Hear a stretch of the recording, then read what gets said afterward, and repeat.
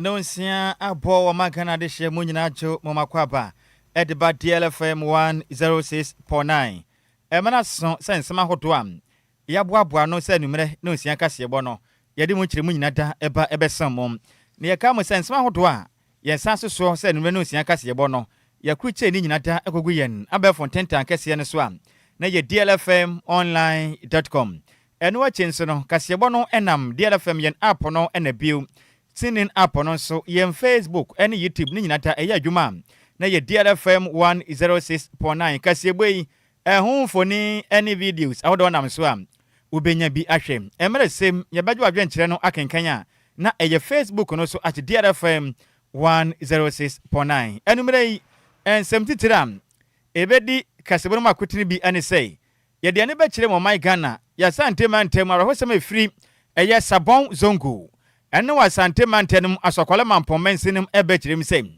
owura bia ne din ede Yusuf Zakali enipa bi agene nkwa ede afiri ne nsem na no kwese de atwa mekase hwa ete jam ne mpemfo kirem say hoba monsem ede senem tepo vi mode amre na wonom emebetrum potem honom yede mu kiremu ebesom ewa kasebo no emum yabekwaso agena mu awasante mantem de ne eja tumi ato fashion shop bi mu achese eye training center wo Kumasi a ene ni pe fa wonom do so pa ye frɛ na ye Kumasi top high chese japade ya kro no anya semkuma yede nso mu kiremu ebesom ewa kasebo no emum na yebegyere wo my Ghana ma se badwafie nene ena eja enya beduye na o my Ghana emra ne ne hyehyeye mu no etese o my Ghana osoafo no ena wohwe esika sam so kopia ma se badwam na ode o my Ghana afia etwa men hyehyeye abande tudwa efia kwa mabo sika no ehun sam ko sen ena afin so afia ye wo mi media budget na nkuntebo no bekwesen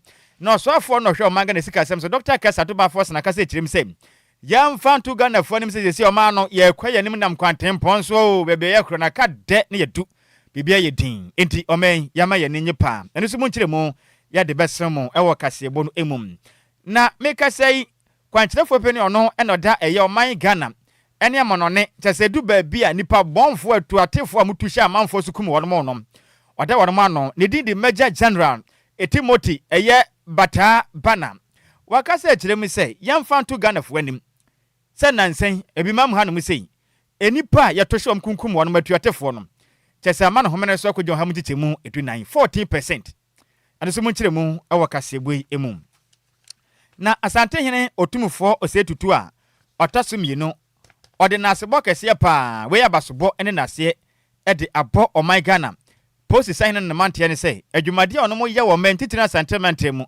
enipa bonfo mutu omo so sane yade abo pa mene ahoba monsem no ede din pa ante ma onom nyina da abaso ensem no pina na kan yesen nkonwa besem mo say enumle no nsia kase wo die lo ha ne nsia ekiripo enkron kase fidie so na yaka mo se Lumba nsupa asuasene Lumba nsupa adwuma ku a enso ene yeyem na yensuo no yato ye boase ede fa mfidie mu ya so so krogen unya binuma nsusuanso bone wona to nkwanta mapai medofo enso guma hodo mienum ye wo bottled one ene ye sanso ye sachet a ye be kan say pure water ma won sanka bi dwumade bia wudi abehia nsu medofo eno pene se obehia pam mika say e bia na wo shop a wo pese otu nso no bi gumum won so uba mode ade nsu ekwachi no traffic light ma oni haw feluma nsu pampanifo e na ne wonom eni komodo do bia opene bebre o kama na won so ho atumi aheha opam ya homa ne 0549 889 685 0549 889 685 ana 0549 436 616 0549 436 616 na meka wo say dwumadie bia obedi a obehia live band e wase no medofo adwuma ko ba ko pe na ba wonom betime so wasene kama na adwumadie no bibia konka ne ede ama wom mesraw adwuma ko na din ada wonom so no eye fair group band tie din ye eye fair group band wonom pe ena fa eye anwomto ena fi live band ho de wonom na mosafata pam e bia na wo ye wedding e bia ye na ba fi a wo ye abusua na yato mesramo ye na betime so masene kama wine e bi nso na wudi birthday party wa woda to safra wonom e bi nso na wasua adwuma pon honom ana say eye school no wakwa wawi ana o graduation no fakwadan fair group band ye mesomosompa ebi nso ana nsore nhya mudi ahodo mekire church programs no ye betuna be bone kama pa edemamom na ye no no oto nsafre ne ye ba enam se ye woni ma we nti no ye ngu ani mase edika no your quality sound, your professional into instrumentalist, and your sounds were quality instrumental, your bamedofo, and I'm going to be cow cram. Your chira quenim, your tema, community 22, bar Rosso inside Honum, any one. Your home at true for no air 0242 965 391 0242 965 391 and 0541 149 741 0541 149 741. Na Samson yakopo ya atuma on the 14th of August ekopim 24th akosi 30th of August mesrew medofo bebia ho be de o manyim eye ho mo afehye betodwa e wo prampram bibi ba DLFM yekopiem wo prampram na dwumadi e ba no nya adeketo akram eye fast trade cultural and food festival enya semkuma akram medofo eye homecoming pa ntebu ahone yenko prampram wine na grand a year opening and afis official lunch ne de eno be ye 14th August osana boss me de taso du 9 e won fim pim ne do nsem nti bo ahone yenko prampram na dwuma de no batumi abeton won yema ebedidwa kama bibia wo pe bia to no obi na fofofo a wani beje pa nti mesra wo betodwam e wo prampram Anglican Park ho no ma dwuma de betodwa nti bra ne bibia nkonkan na ye nyina prampram ko po ya to ma yenko hiem kama ne yenko agi ani pam we ni adwuma kwa sen ne yentena se na yemfa akan kasebo no emesomom edi ameje so yo wofa se ade yo de wa at Nhyiraba Kwadwo Sammy B mawutedin ene bantwere na otafrija me dam ho me ba me de kasebo no kiri mankasa besomom na nsa na no me wofa se rose gold usidi ye kasebo no eye de ba dia Wadama ebana nsempatie amamu nsem dia kasiyebo de hinta nyina aha ne pa hontama DLFM 106.9 kasiyebo no nie aha ne nyina yetie DL News.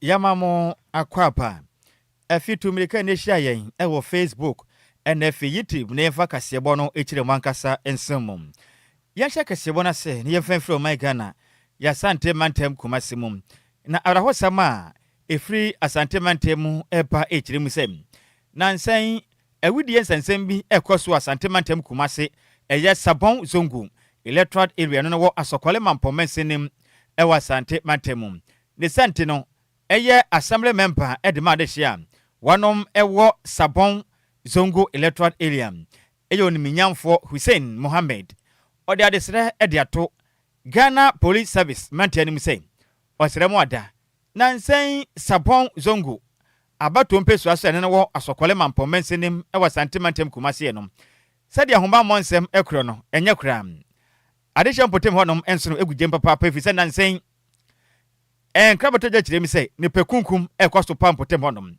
na de enti ene adesrato mbontene so ekiremu a enche bia na asanwase chese ne A-line onom ko hu se nipa bi eda honom a chese ne nkwa afre ne nsem ewe ndrada ukwadai ekwaya ba husem yipam na mu kiremi se no achinso no beto dwa say owura bia ne din ede Isif Zakari ano no beto dwa say sabon zonku ano no wasokole mampon mensinim ana no kwese de twami enipa bi kojo owura yi so nkwa edifire ne nsem ne santi nene wanom asero member edema sapon zongo electoral area me wafa so ni minyamfo Mohammed Hussein aka se kirem say sede ne makro no won be se o my Ghana Police Service mama mmodian na womrante no wade momra petrol mama mmodian menantemante honom ahomrache anadwodosium awia kete mo mopan sebe ye beboa pam na hoba monsem etimi ejane naso brane ewo asante mantem asokole mampon mensenim owura yi ekirem say nema bi ekoso na nsem no yade a ehu pam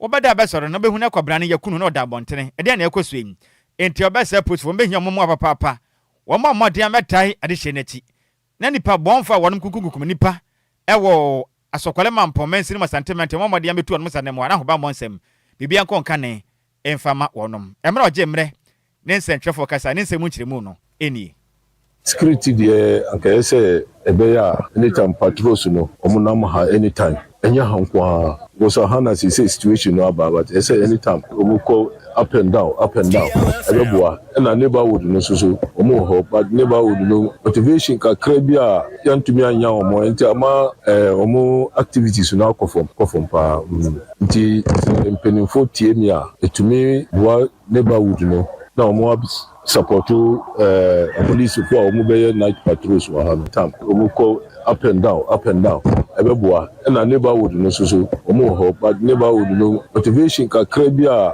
yantumi anya omo enti ama omo activities no akofom pa nti mpenimfo tie mi a etumi boa neighborhood no na omo support police for omo be night patrols wa ha nka ebeboa pa ene enka ebeboa pa ene a wuti ye ono ana woye assembly member at the Masapon Zongo electoral area. Ewa sokore mampomensenem ewa santimantemo. Nidin ede oniminyamfo Hussein Mohammed ena wote nenken. Na yankwa so nyina mwe ewa santimantemo visene asantimantemo awrahosema na masantimantemo in fact ano ede ye papa. Na yesa gire mu asantimantemo a awrahosema abeto die kasebo prono so echiremu sei. Ene ejabrani biato training center bia efani se Top Hill eno okumase na ejapade ya kro no enya de wakra na enkare kirem se anopa no nsomba pepe ene ya wade ya na eyekita wonsa bosom de tasodi no miensa ewo mfempem mienu na de no nsiemu ana mo hunu se ejabrani bia hyase everyone bia ya wonu musuansa no dwuma aye frani se fashion training center efani se Top Hill na dwuma yefo ya hyase ekwa dwuma hu anse train eja na to ho no mun chese ni pemro ya ekire din na odumja adwuma yekro mante omba moden ewo Kumase eye Kwame Nkrumah University of Science and Technology and afinso asokola mampon omo ho ye hapa kopie honom na mokoye a enya de wo eja ne sade edere no in fact we wani enyi ohwenso ehwe na yesa no wadene enipa nkwa desanim na mlante ne kwaso agina omo na so abu adwumade ahwe meja no wonom etimi edum no na omo kirem sei omo hwehwe mu sa omo nim de kode apotea ekofa agya hyehye we ba ya make sei Top Hill biaya ba kwa ensano dwumafo ne sua adwuma no eja to honom a onim agya pade nyinada ne nyina atumi ahyem na omo kirem sei sa fashion designer say center obi a ne de ne den ade adoma fashion training hub no no eka ho agye sei adusuafo asua adwuma honom no mo nam pode aduasa 30 trainees ena honom amusua adwuma enene eja to honom a chese japade emfidie bibia ne nyina hyedwere pe na openipo no oya churchofo openi de ma wonom ne den adem adom may wakasa kirem say in fact ahokyere pa na adusuafo na ese obia hu de onye chese wo magya pade ko emfidie a wo foto ma wonom ene emfidie ya adwuma wurade ne nyina hyekọ amanfo ntade wo honom bibia ejana hyede nyina jese de yankonta pa na atubentum no omo kirem se ne ejahi atu aheneboa ma ho kyeraba pam na emra Nas District Fire Commander DO2 Anthony apia kopie mu no o kirem mo nsanka nkra no anopa no nsan pa ho sema aduanan na mo ho ye ha kopie mu ewo mna sema aduanunum 45 aba pa no so mo de kopie me kasire ja no modum na mom na to ye nkyam ne awudie ne de asipa odin same say eto dear in central for enim. At exactly 07:40 hours this morning, we received a call reporting an outbreak of fire at Eija. Our men got here at 07:45. On arrival, we observed that the fire had escalated. So we requested another appliance from the Sokore Mampon fire station. Both teams together in firefighting were able to bring the fire under control. So currently the fire has been fully extinguished. So how many buildings are there? It is one structure. Fortunately for our work, the fire was not able to spread. So it's currently one structure. Where the fire developed is where the fire was contained. Any injury? We've not recorded any injuries. It is some of the workers who are here who are down. We are trying our possible best to encourage them, urge them on. And I've seen the National Disaster Management Organization officers here. It's our hope that they're able to come to their aid. Now, what next after maybe controlling the fire? What next? We are currently doing our fire investigation. We've not been able to determine the cause of fire. But we will take this opportunity to also appeal to the citizens. We are told there were fire extinguishers in the premises. Unfortunately, the courage and the technical know-how to operate them brought the situation to this point. It's our hope that when the occupants or owners of premises acquire fire extinguishers, they should reach out to the fire stations closer to them to educate them on the use of the fire extinguisher when a fire occurs. So appeal to the citizens. We are told there were fire extinguishers in the premises. Unfortunately, the courage and the technical know-how to operate them brought the situation to this point. It's our hope that when the occupants or owners of premises acquire fire extinguishers, they should reach out to the fire stations closer to them to educate them on the use of the fire extinguisher when a fire occurs. DLFM 106.9.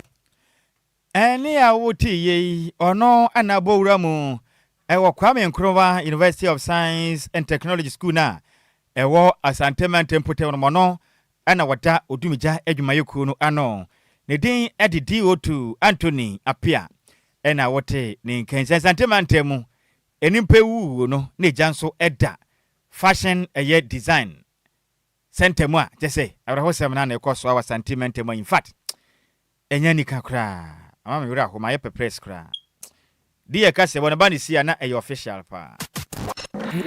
It's official. DLFM 106.9.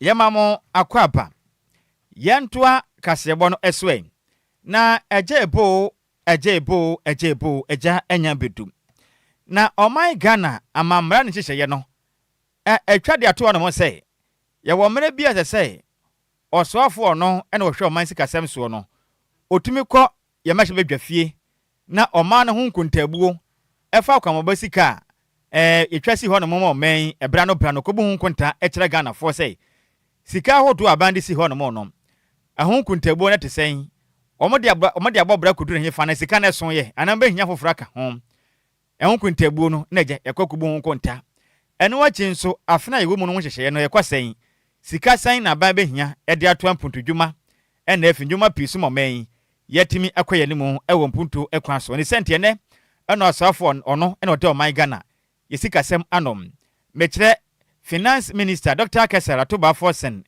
ekopie oman Ghana mese badwafie na wakasa ekiremu a yemfa nto oman Ghana de hye nyina nim sei twidi ampo Nyankopon wanye mistake da se oyi NDC amanyuku no ede Ghana mampanin berema oboada John Dramani Mahama ebedi oman Ghana so okra efize ne Ghana mampanin ba ye ode oman Ghana edim likatente ede yekobo sha asase so a esene Mose eni Israel makwantu ye kwantentem pam na mra ne okasa masebadwam efa mid year budget dwumadie ho no ewo ye wade yam kita won sabos mena toso de numiensa ewo mfimpim mienu ne aduonu nsia mu no Dr. Kesara to ba forsen aka se kirem sei bosome pode du wantwe a aban ba ye wabo dwumadin ye pamene chese Ghana cedi ahoden surukura wanya no enya degwa aka no kodwam koto ade a sika bebre nanso ne amafia bi na wunya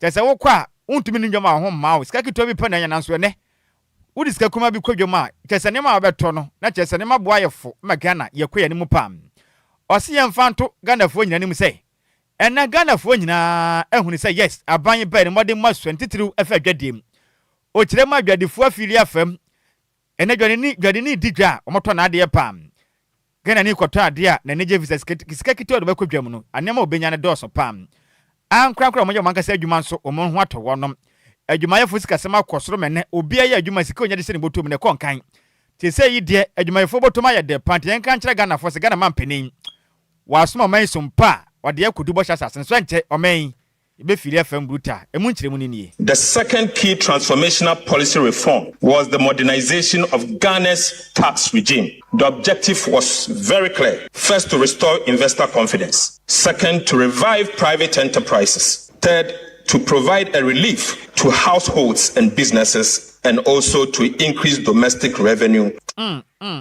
Doctor, atuba force ni nyabotre voice na ye penu nye no nti nyabotre Yabotra on ba ko na wo kan na hwede abo no nya enu nie on toto bo ase na they also Ghana bibia ye fine no nti enu nie. These improvements are not abstract statistics. They are the dividend of sound and competent economic management. We recognize that the sacrifices required to restore the economy were significant and that many households continue to face challenges. But we also know that the foundations of Ghana's economy are now firmly in place. Fiscal discipline has been restored. Macroeconomic stability has returned.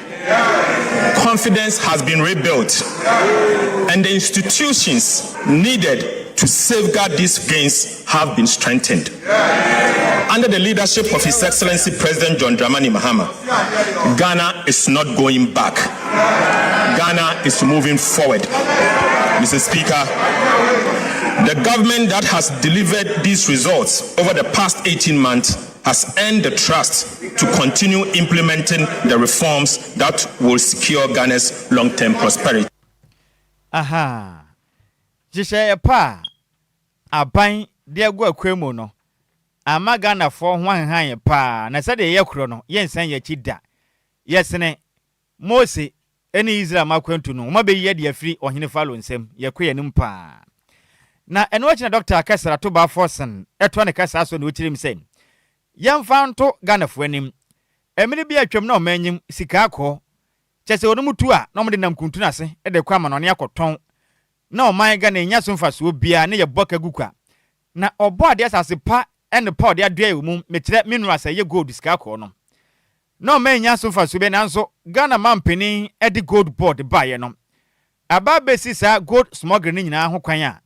Ameska akọ ni nyina tena o manyim. Ne sei oroma boa pa ma Ghana na nsenyen yatumanya 15 billion US dollars. Eno ya foreign exchange aboa pa ma na Ghana sikasem. Adwonko. Honorable Speaker, the lesson here is simple. Better policy, stronger compliance, and smarter administration will always deliver more sustainable revenue than higher taxes. Mr. Speaker, the third key transformational policy reform was the introduction of a complementary fiscal policy to support inflation targeting, ensuring exchange rate stability, and building external resilience. Central to this reform was the establishment of the Ghana Gold Board to curb gold smuggling, formalize the gold trade, and ensure that a greater share of Ghana's mineral wealth benefits the Ghanaian people. Through this intervention, Ghana generated an additional 15 billion United States dollars in foreign exchange inflows from gold, significantly strengthening reserve accumulation and supporting exchange rate stability. This single policy measure improved Ghana's current account balance by 6.4 percentage points from a surplus of 1.9% in 2024 to 8.3% in 2025.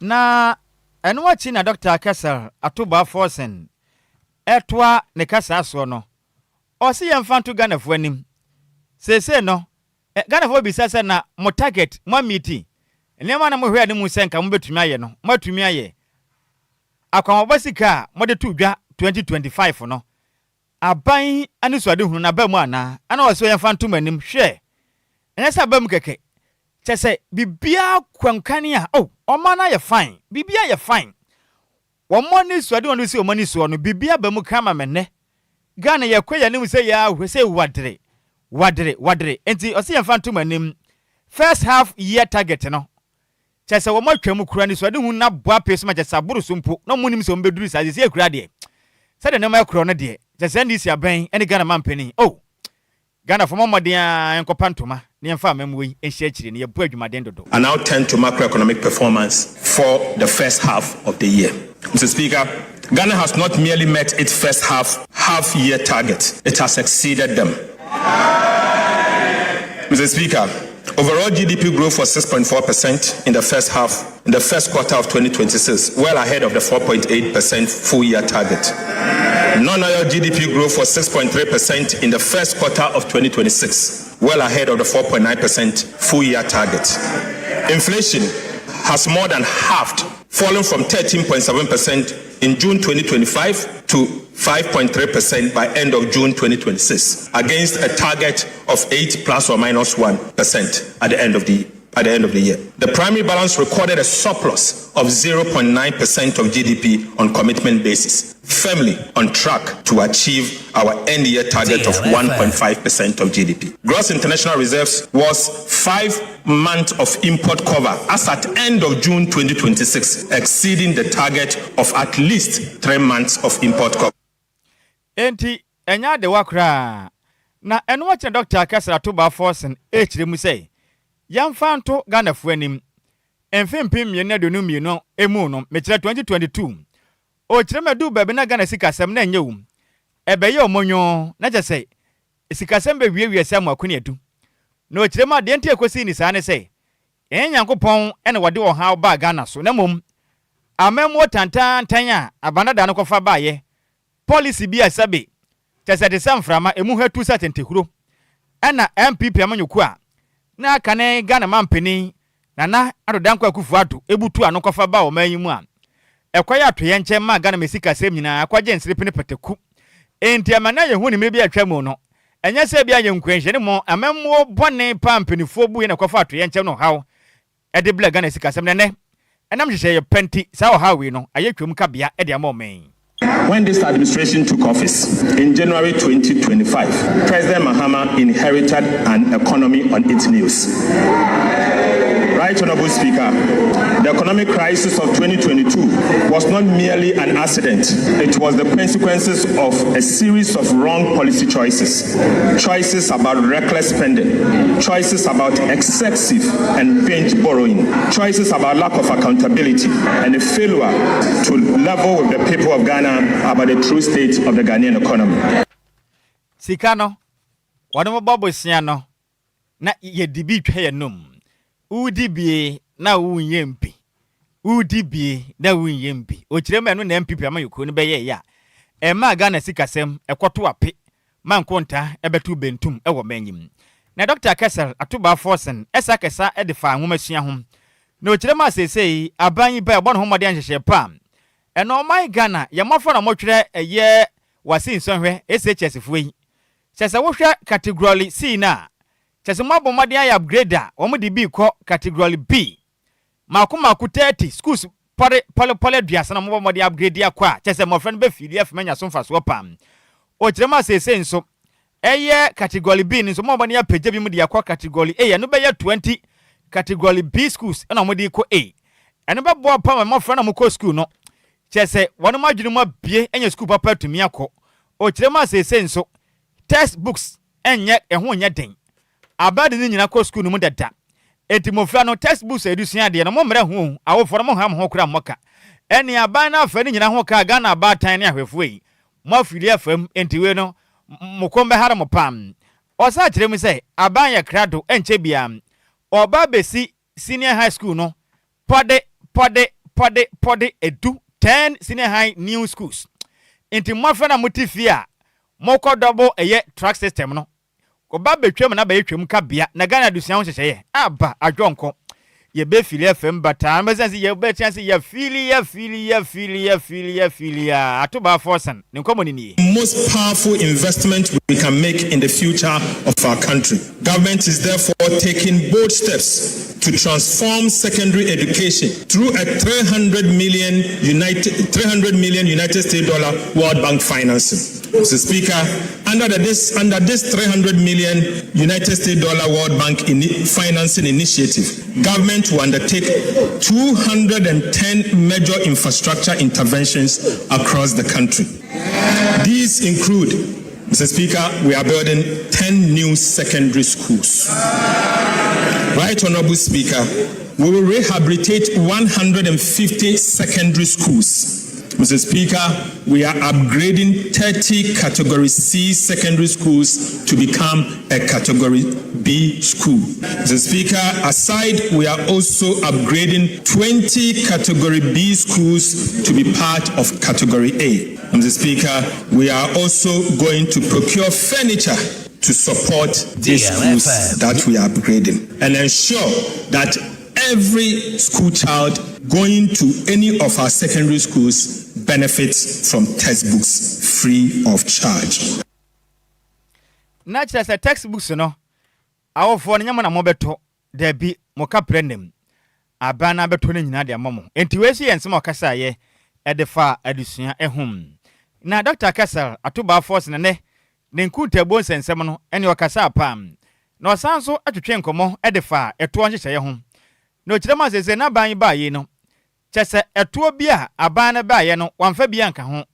Obetwa dodo na mo visa na sa eto no akwakoye kotobeku ma na egu Ghana nwuma na magana fo breba papa meyeti paye pa intedu babi na Ghana ni eba koye adwuma na obia bia adwuma eto adwuma ne betua ne bewie na sika sem nyina basa onya sika mpontu adwuma ka aba ne ba ye pe no hu se da bi manyanyina o my Ghana mobro wafo ho ye hwehwe ato ne bi nhwehwetwam na Ghana fo nwuma enkonkan into kirema ene tutwa dodo num ebi eye electronic transfer levy ye twa ne se e levy obetwa mu ekon ba bi kram enti o kirem se eto mu twa mu nyina kiri no sesei abana nya dwumaden ahwe amato akra ho no mo no o matuma jeje to ama na konkan ya sika o manya mo de bobra o mani mu no ekonkan ye pam na Dr. Atoba Forsen ne mache badwom komatwetwe no edefa media budget review no ho no o kirem a yemfa ntuma anim pam abana moden bo akonkan mene se Ghana ni bi pese odigwa o manyi mu a onsura kiri kwasi bro ni kwakwa wo no krom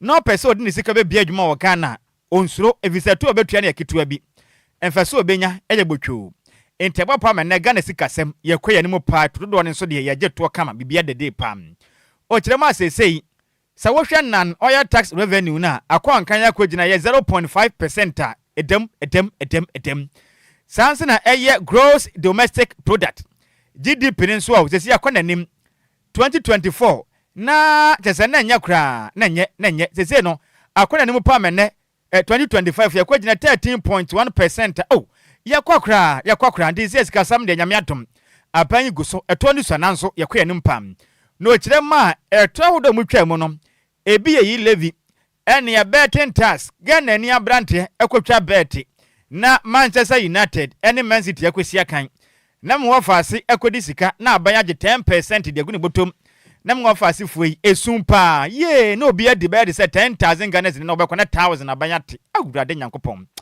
o kirem to mawetwa ma Ghana fo ho ato ade ba ko kirem mutwa mu bi nso se ye COVID-19 levy o kirem ma COVID ba ye yetwa ko na wiase ya mansan aso ehwe apomodi so de sika kura ba o man panifo nanso MPP abanya ntumi amu hu nkonta se sika na o madi abo matom da sempada ka ho o mu wie ye nso mo de ho to abehu Ghana fo nso mo betwa mu se hu ma Ghana fo ho to ye pam enu machi eye emissions levy ka wisie na ka nam na wisie nam to wisie wo krum abanje to so eno so mabetwem bibi o ayefa ne say ye VAT on motor insurance eno so matwem enti ne nyina chi no abanya dwumade mene hyehyɛ pe kɔ na nwuma buso kyema se nwuma wo makreti o memu akɔnkan pande Ghana for do na nwuma ye say the government is on track Ghana emoye desuku enti nyina ya firi afem ewo menyin. The second key transformational policy reform was the modernization of Ghana's tax regime. The objective was very clear. First, to restore investor confidence. Second, to revive private enterprises. Third, to provide a relief to households and businesses, and also to increase domestic revenue through better policy, stronger compliance, and more efficient administration, not through higher tax reforms. We therefore abolished a number of nuisance taxes, including the following: e-levy, betting tax, COVID-19 health recovery levy, emission tax, VAT on motor insurance. Mr. Speaker, for the first time since 2015, we undertook comprehensive VAT reforms, removing distortions, improving efficiency, and strengthening compliance. More importantly, the reforms have left businesses with more working capital to invest, expand, and create jobs. We also introduced a sliding scale royalty regime for gold to ensure that Ghanaian people receive a fairer share of the economic returns from their natural resources. Naturally say, Ghana yenam kwantempo so, yesi kwantempo ma yekɔ no. Ene ye fitua bodoma yesi kwamtempom ene obetia ne hwo ye kwakram na wamfansi ho a osaka saye e de for man Ghana aban enwuma ho me kire state owned enterprises o kire ma sesei ɛna mamamwo pa Ghana man penin na ban ebu nti no sei woda abanyuma bia no a untumi mfa apɛ enye sika semba sa de wo pɛ sika mo de amount sa budget akwamabo sika no eno ana de bɛyɛ adwuma untumi mfa apɛ enkofo bi nka ho na mo mfa ntwema no spede de magana man moka guda debi enti afa ntoma nim eno so abanya hwɛ mo bia disu a sei abanyuma bia ne ho na masabi odi ne sika traso mo man bɔ ho ka enti eno so ade ba kwa abɔ pa magana sika sem eno so etumi akwanka ne yipa. State-owned enterprises are now bound by the commitment authorization, restraining them from spending beyond their means. Mr. Speaker, over the last 10 years, liabilities of state-owned enterprises have added the equivalent of about 3% of GDP to Ghana's DLFM. public debt every single year. Mr. Speaker, this occurred because state-owned enterprises failed to honor their contractual obligation, compelling government to assume and settle those liabilities. This contributed to the sharp rise in Ghana's public debt. As a result, Mr. Speaker, the resources that would have financed critical infrastructure were used to pay those SOEs' debt. This is part of the reason why Ghana's debt grew unsustainably without the bridges, roads, or hospitals to show for. Right, Honorable Speaker, what is the point of ensuring that ministries and even Parliament live within their means if state-owned enterprises are permitted to run up liabilities that the taxpayer are ultimately forced to pay? Enti echredin eto na mogia omu nni ne basabasa kra na ne kwakwa na Dr. Kessel atoba Forsen echre mu sese no aban ba yo ne jepa gwakwa mu pam chese akwambo sika odisi ho no mo no eno ho adwuma na omoye chese obi amfa ne pe enkodi sika bi ma ne ntra so Ghana man penin ahwa hunu sei Ghana sika sam na nya kra entiene na soafo ene obi a waba odi a wosom na mamuo mu no untumi mfa apɛ enkotwa no spedede ema Ghana sika nkwahye kwa enti eno so omahye omo ho so pa mabo Ghana sika sem no ekwana nim papa pa ne eka hodo a na Ghana de o wiase amansan emo no ekotu ba bia ne ekopa bosia kra ye nya fisa na ka no amene wo man ne ya cha Ghana kapa na sɛ me wɔfase immortal ya de ne de ama na ontumi ntua na so ne aban ba yi wahye ne ho so wanya sika sem basa amanye sika kotua bia so ate se hu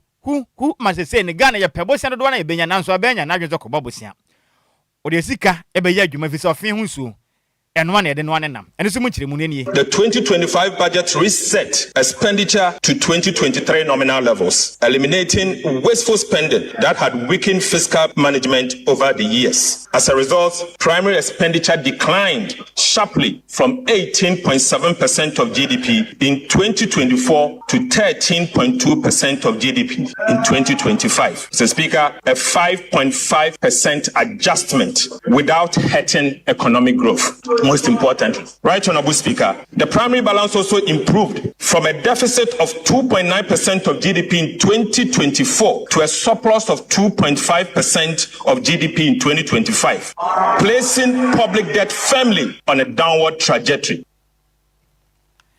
Eni a woti ye ayo soafo no no men ohwe yesika sem esom mechire Dr. Kessel atoba force nene ensema do kwaka ye e de fa Ghana yesika sem sede amamwo sikom di si honom omode aye adwuma won fimpi miene adununum enafi fimpi miene adunun nsem mu kro no hye pa omode agwa kwan mu na nsem ni bi no edoso nanso ne de boabo ano kakra de baye no emu nkire mu ene ye de asomwe na yemfri budget sesemu na yemfri ani fa nkire mu ahomambo ensensemu na meka say Director of National Counter Tourism Fusion Center Major General Timothy Bata Bana wakase chirem say etiatefo a wonu mudi ewo obibiman atwa ye ho ahie mechire African countries no ano aye den pam sei ehura kwagina hamdi temu 29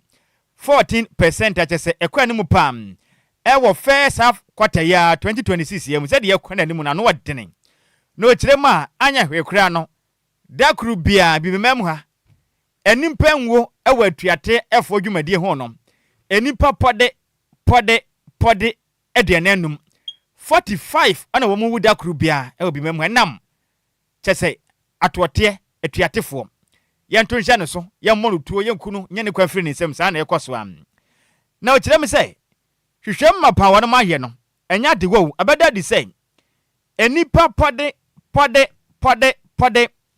empem adio kronkron 99000 aka de na ya pem tesesani pani nyina wo munyina kire din wo munyina timi awu awo mitria bi mbekwa de se be ye mfiedu within be 10 years enimpa atuatifo aku wonom ewo bi mem ha sei no pode 99000 na mo nyina ahwere wonom nkwa Ghana fo ka wonansen tomatoes fom ko wuboko na faso mo nyina ka mu bi na mra na wakasa ene dwumade etotwa ewo eye Sahel Peace Initiative on Crime ena Major General Beta Bena etirema obesra Ghana fo yenye ni fresa aboa wo yene na hoye pa efri say niema ekoso amanfo amanso bi mem ha sei no ano adene na wudie na doso pante na ye ho so sebe ya atoyanchem ne sabi atuatefo mefiri yawura ose ye fanto manim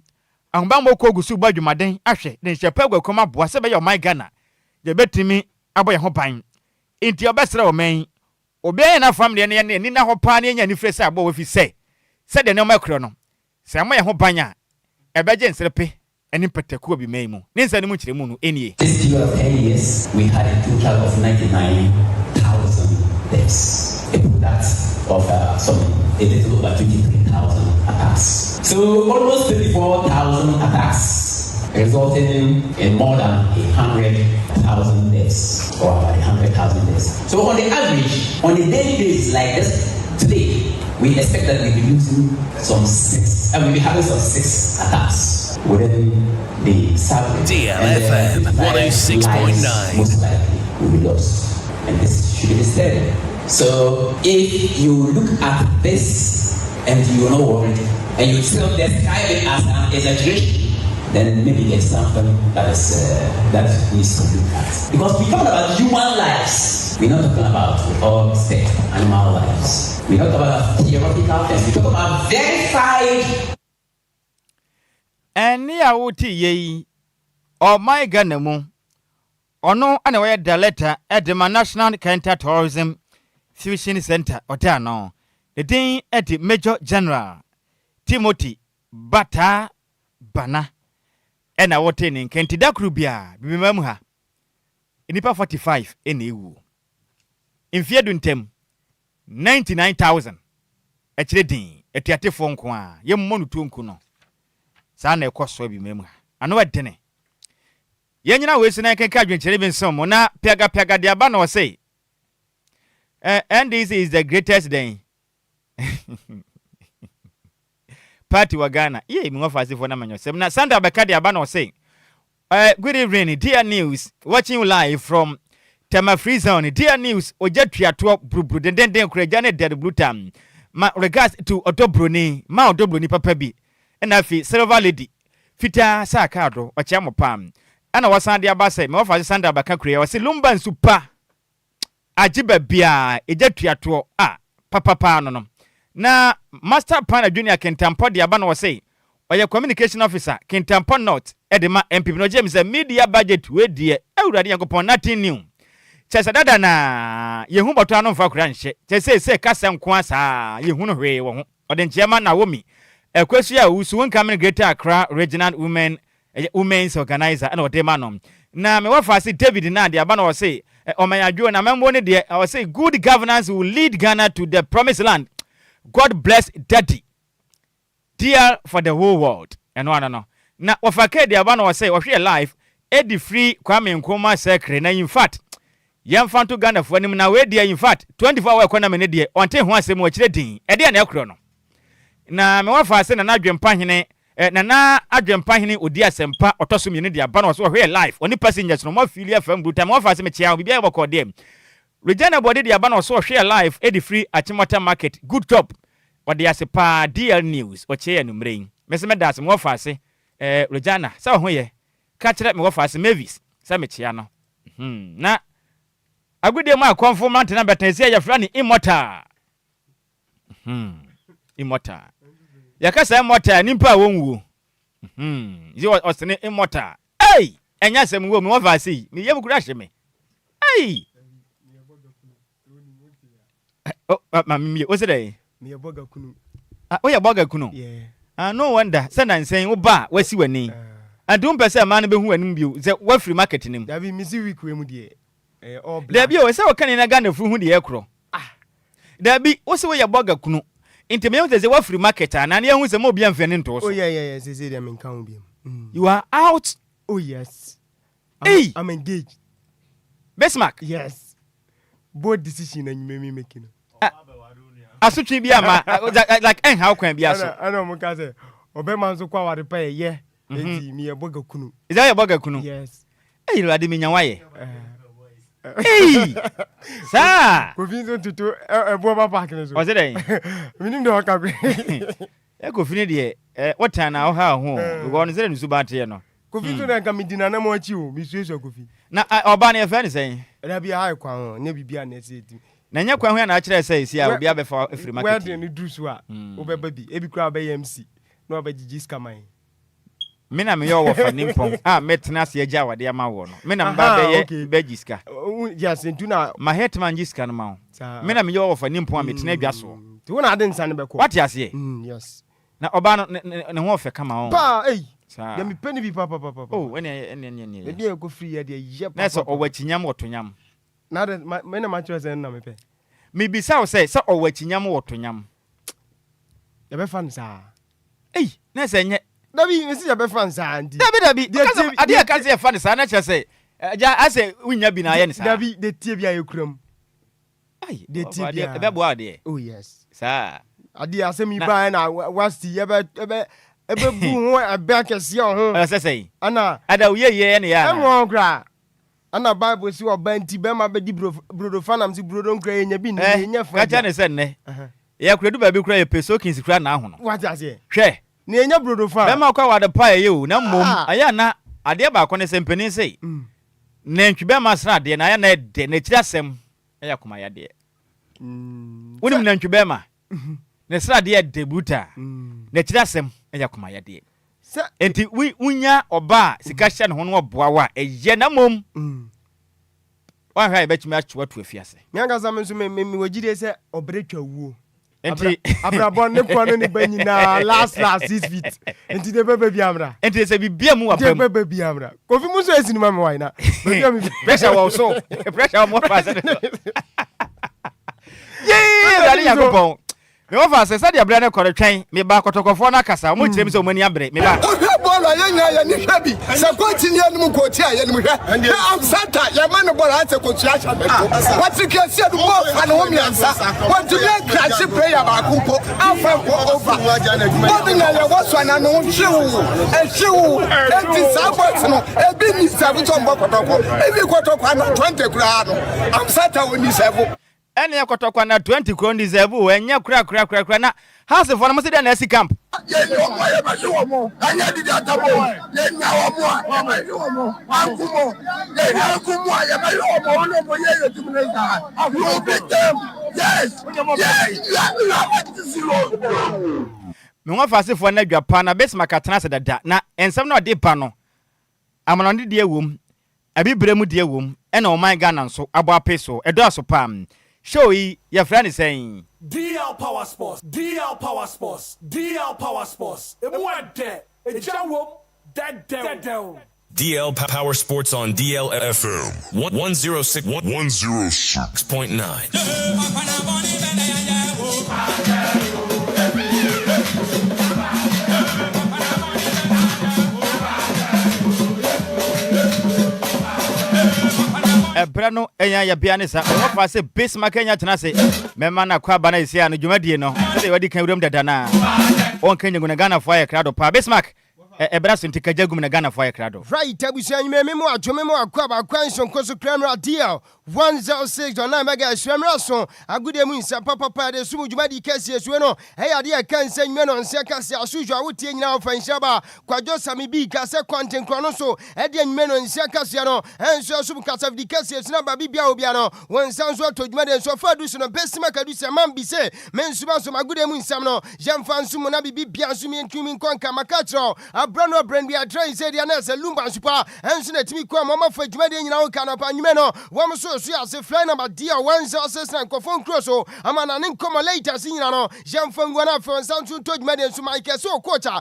a producer and do to Anukraya and then you are not sweating me kuchen some good crata so best Makadusa Mambi Semesu Messanafeno when Samsung told Median to be Bipia and so can remember Johnny Show no live on Facebook Sansua and a YouTube Nesodiana as a capital D capital 106 on 9 images out of videos out and pokra any other cancer reactions out when you know when say toss when a champion Kofitela Iron Boy Kofite one of this house so many yano and so many social media platforms out when now says when sound short to medals yes medical culture a friend of my dear 106 and Kofon Crosso amana ninkomani later sinyano Jean Fangu antia meeting says PM and so many friends said Tanzania dear now say when I have Tanzania Football Federation or president Pania friends say well less carrier one on sweat me and penny for come on and so sweat me my daddy can say pono me patro video assistant referee can say pono vano me patro project this one can next season when him say season the enemy no my friends said Tanzania League outdoor and no subeto John said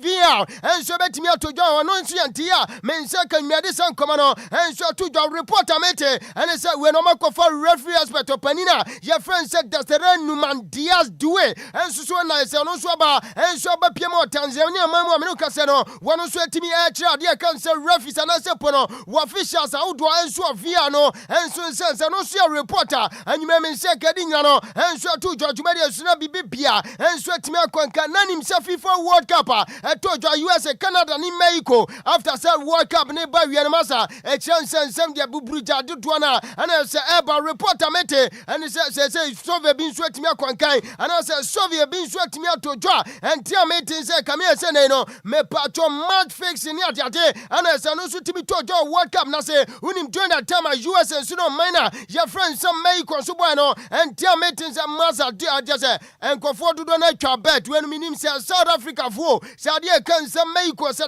kra and also enchemu inshada my brand friends say September zwane unim say doing that game no a brand so timi nya red card reporter mete and say red card incidents and also tojo no na say eno eya rate say yasisa ho and am subi na say red card so timi tojo no pa na say nyume no yare san komanyina no to judgment dey na bibia and so timi ko kana be kai say Spain so ni Cabo Verde and so na bom first game of group stages matches nim unim say game no so timi and 0-0 bia and so timi for bon to nyon kwatram reporter mete and say over 4 million adia cancer fans and so legend say game no me patro Spain minor just do na and so timi twabe say game na was timi and draw and am subi no man friends Spain so no when timi and shake Cabo Verde and so a reporter and you me say kadinya no and so to John na be kai say during that time my friends Spain so ni Saudi Arabia so no and so they win them so akwada na friends Fran Torres and so etimi e shegu afei na say officials so check here they can say va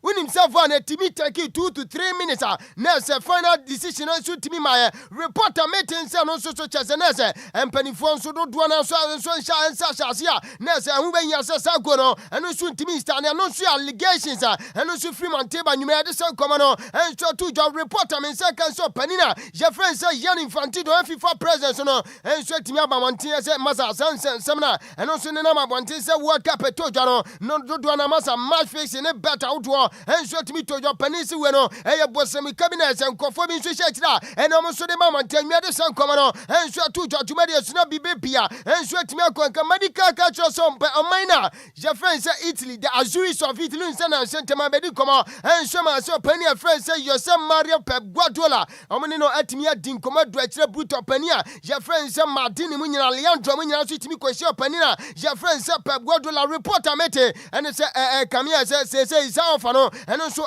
ya collapse and say so pani na je friend say Jose Mario Pep Guardiola one so timi aka champion for say ne one so betimi atua no 20 million euros a year dear one so betimi ajepene na say wa betimi adi juma de ma Azuris of the can say pon Italy reporter mete say masa Italy for say masa opani no nanim boaten say sika no muntimi and so anti reporter me say kan me and so pani a friend say Joseph Pep Mario Guardiola no and say bibia nkoye na say ya and say some so kwade opani no and so timi kofa Italy national team na numero ya this come no and so to George Media so na bibia and so timi akonka na Darwin Nunes and so see akai and so at more club a friend say Liverpool reporter me Enseka Numia says no cry, and so to me our fan or Edama Bass or say, we are available, Sekoban Sabasa, and so being a service on way ready. So no subet me a Coco Academa Clubber, your friend Sabasa, no sure reporter, and you may say Cadinano, and so to Judge Media should not be Bipia, and so to me a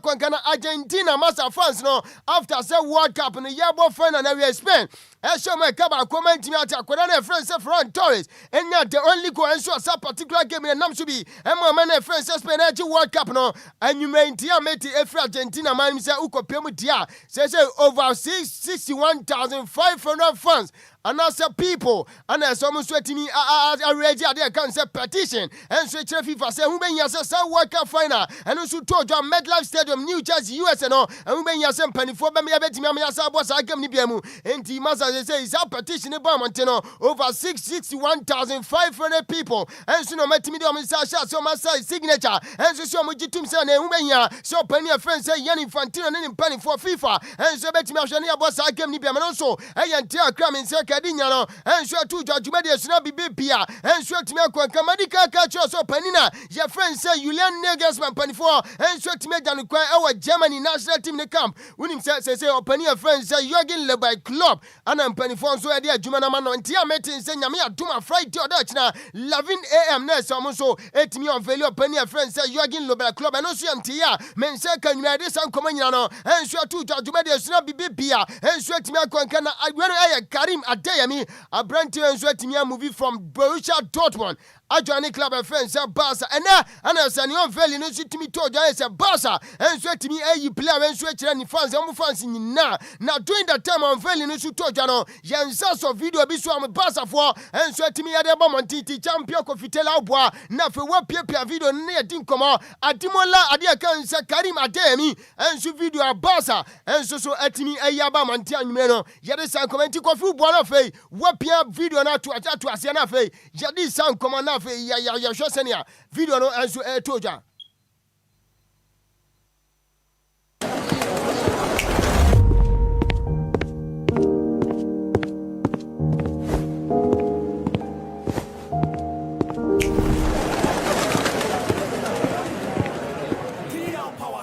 DL Power Sports. Henti Karima de mina se na no pay ya Barca no enso etimi on feli na kire o fans nyina se abrante no wano so wayade e kan se pon me pa cho ye Fosca Barca na se wa Catalan ye se wa join club Barca ye de san komo nyina no etuja na ye on feli abrante a ye friend se Karima de mi no se ukopie men so Manchester City amu player ye friend se Elliot Anderson no so ene ya mo so timi on feli na reporter mete ene se abrante so timi attach down bibi bia enso cannot touch it down as a name. What's here and come up beyond as a Upper Kings of Manchester, dear. A Manchester City, Master champion Cofitella team, no, United, and Tessa, young Pia, a branch of friends, Elliot Anderson, so no, and sweat me to be on the pioneers and men, and some common, and sweat to Judge Media, so not be Pia, and sweat me a Quangana, Alejandro Gamacho.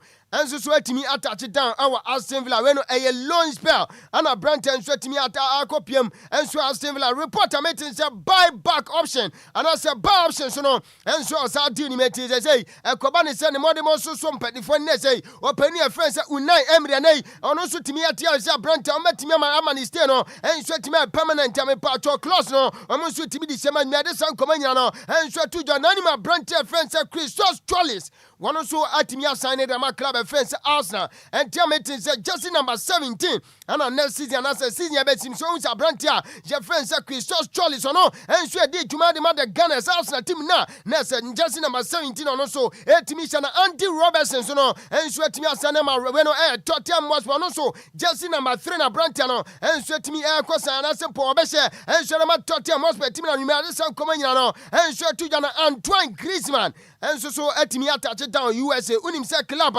your friends Orlando City and one sweat me Asia Kaya Mama and I say bueno none of Paya Orlando City and club friends San Jose and I say San Jose Earthquakes and so airport game Unim say after 19 minutes, say Orlando City and so Shaka Poly and so Tia Sanjo when I was say earthquake. Now Brand Defense and Antoine Griezmann swing one go and I'm Subi Menoka say when you 300 career goals and made it some command and so man command dos nemom yes so and so man and command yan for and so na fe yan so is na fe yan tensifie if some command yan fan so unim say nay nyame ya duma next season Europa League.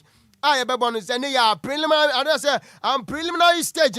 Matches out do opinion to 7 p.m. and I say 6 p.m. Yeah, game no cramp pass. FC 20 ne Fran Varus and Ebo. Afe Winya Sengal ne Benfica and so about when I have 6 stars and so FC Midland afe no club fans a juice plate and so any Perforce FC and so Bebo report and I say poni nyame aduma dot na no pa yet na say e wani da so mo bia dwumadi na resource a wodo to jaw various centers nya no ya de beso command ya makacho senke dos ne mom emreninti yensi form na fefisa mun koma no yamfani nyina enso so.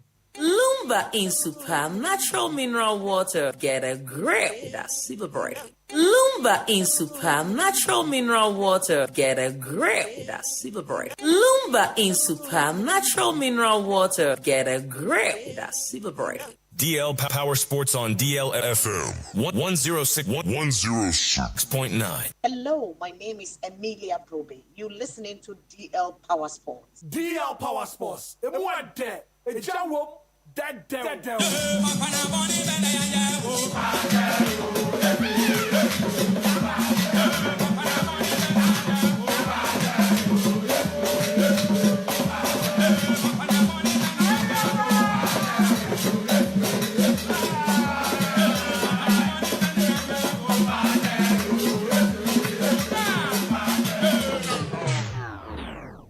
Right, we say Guswasin Koyaso Kain Katesi Lumba and Supanyume, Jumako Biana Sempono, Jumadia Bia Udibiano, Sumo, so American former Sene, Ubaba Madeno Mount Sansua Kabi, Ude Suma, what is Sumabida Fono, Aya Lumba and Supanyuma, Dama Guswasin Koyaso, good evening, Sam, Papa Pana Yade Sumana on Sanso, Atmia to Jumedo, so far do so a young Fisam Common, and so Sonafe, Yanso Jumedians, Unimsano Paya, and I'm bedding Comasa Ghana Premier League 2026-2027 campaign. And Nayana is at 2 p.m. and Penifo and Swadi fixtures in by Makacho saying Yamia Duma. We know September 4th to 7th.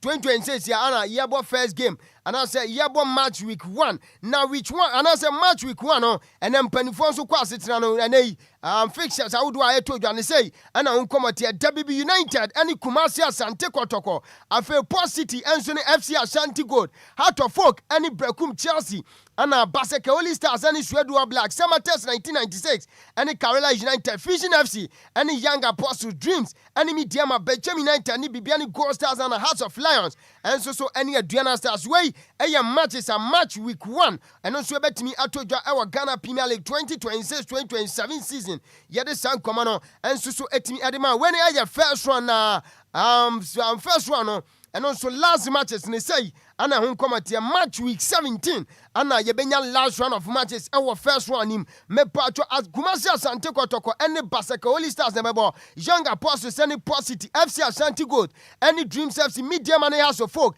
and a Bekum Chelsea Bechem United FC Summer Test 1996 any House of Lions Swedua Blacks any Club Friends Vision and a Fimpono Adriana and so any W United about Karela and the Ghost Stars and so Anna at the Berry Dams in team match and there's a when and so a first round and so last round of matches no Anna Yadibe to Jana first round no Menuka Sen Unim super class Kumasi Asante Kotoko any House of Folk a match week 13 and a Benya suffix no and no ebeto February 24th Namia Duma next year and no Anna Kumasi Asante Kotoko betrefie none a cast of folk and so etimi at the Arendam and also a reporter men second no and so 22nd round no so no first area can say week 1 no I was second round no so no and no week 18 and so Ghana Premier League 2026-2027 campaign unim say Adriana and the Club Friends House of Lions Bebo Midiama and so any Dreams Karela and the Summer Test Brekum Chelsea and the House of Folk FC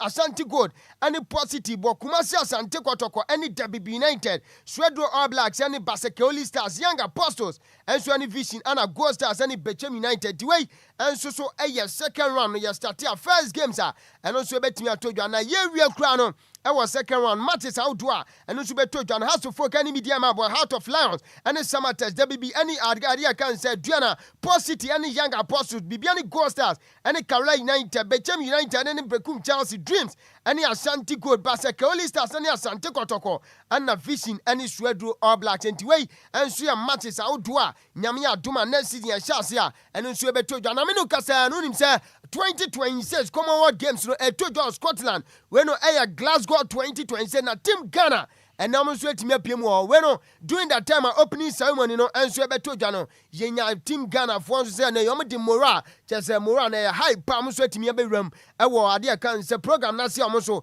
enso etimi ebe ane ade kan sempo no opening ceremony ti kofi upia ade kan say video no na ye din koma fiwa no so aba. Yes, Lord. Yes, Lord. Yes, Lord. Yes, Lord. Yes, Lord. Yes, Lord. Yes, Lord. Yes, Lord.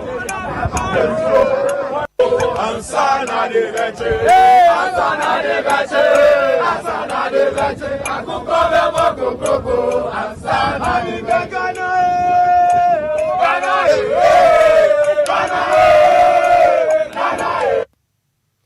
Enti wote ansana de beche ankoko bebo kokroko anokra no dia ba bia Ghana team no be du bia no na ze Ghana dia utimi se mora no ana se team Ghana so no ma show mu fugu Ghana colors eno so edi Germany so section so koso eno so e video and so during that time team Ghana and so kopie me opening ceremony na se wa dia kan se 23rd Common Games eno so to Scotland Glasgow 2026 and me dey san common no to Ghana honorable minister for sports and recreation Kofi Idi Adams senso etimi any Team Ghana edin komo wey enso so eyan komo odi o se na Team Ghana say we athlete we gina race na say tanta track ne so ube komika ma yam nse dwuma dia bia and na wetimi akopie menso Scotland ko present your my friends Ghana no was for kukuduro confidence enso rem is honorable Kofi Idi Adams in komo odi ani because so far from the same year you are all in good shape for the competition.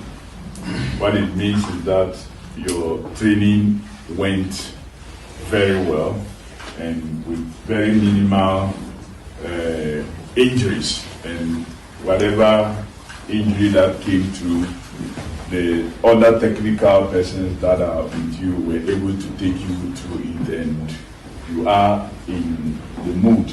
The size of anybody before you intimidates you. We just returned from the World Cup. And Lamy, who was a young kid that could not pick a step 19 years ago, came against Messi's side, who carried him as a baby. And they made nonsense of that team. What it tells you is that it doesn't matter who you are coming against, it's your preparation.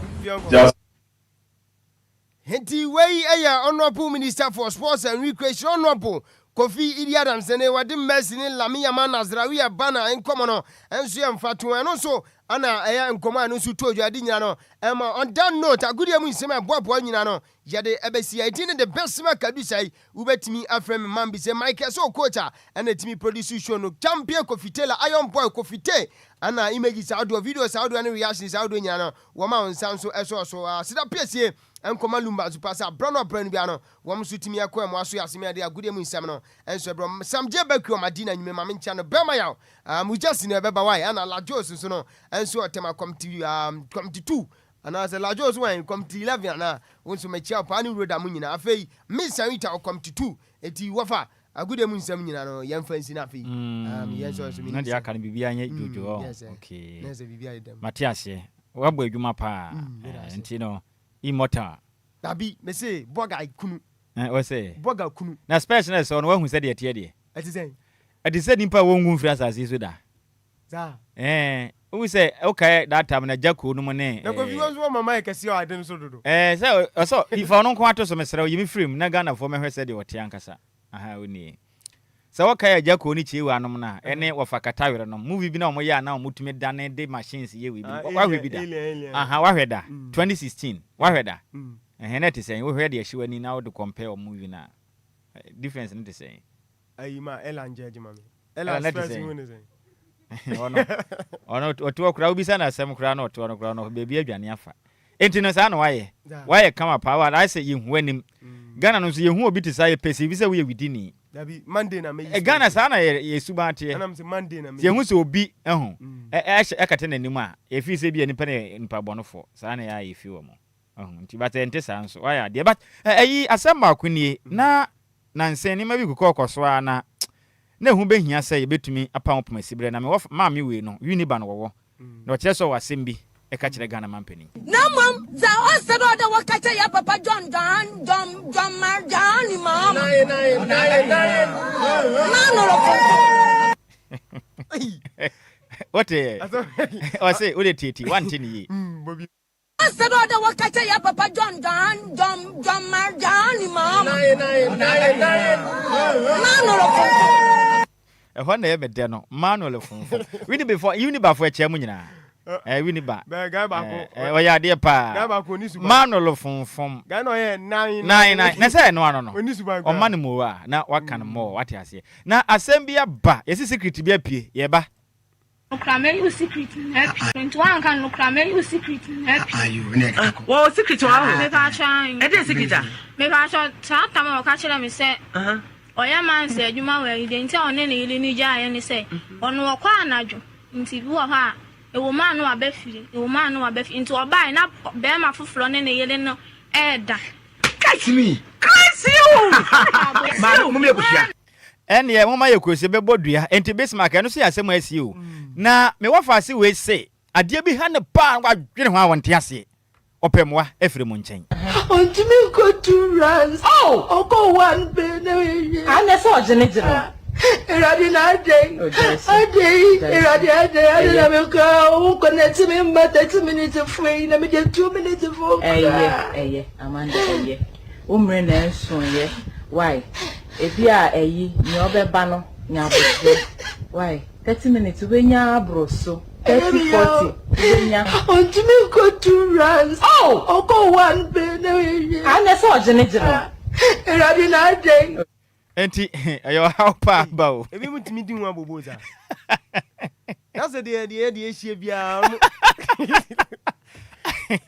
enti me de ba to DJ afbenim ene wo ene kufi me wo fast no see ade in fact ade no how need too much do pay nya so ampe na mka kire wo enye ebi bro na ba ne se pe me na beka say Shegelege yes we nickname Shegelege yes we nickname Shegelege yes we nickname no Shegelege yanware nye bia no adi me ka Shegelege awonye so no Shegelege yanware nye bia no adi na mra ne no umra ne asai bidi agoro basa aya unwe TV so ye de bia ye hwe TV so aha anti Bismarck ne kwa kra no ye to adi do obi fie dabi obi na me yaduane di obi na hwe yen yen ka se nhyɛ no kra ne enko anim sebia wo tame pa ba wo tame abagimi ko bi ne du fie enye no ano no ye to ye pon ko di obi fie enti ta wo tan ye me dofo e obe nya dwuma yo am za mantini yi sebia wo tame pa